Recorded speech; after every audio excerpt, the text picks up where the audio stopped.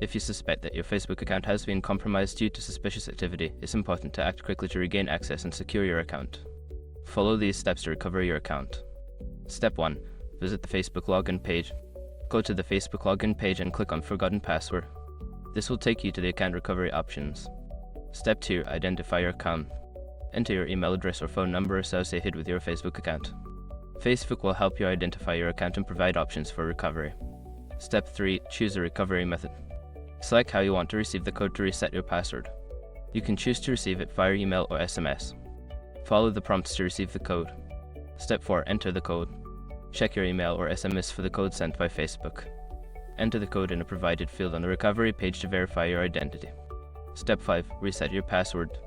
Once your identity is verified, you will be prompted to create a new password. Choose a strong password that you haven't used before and confirm it to regain access to your account. After completing these steps, make sure to review your account settings and enable two-factor authentication for added security. Taking these precautions will help protect your account from future suspicious activity.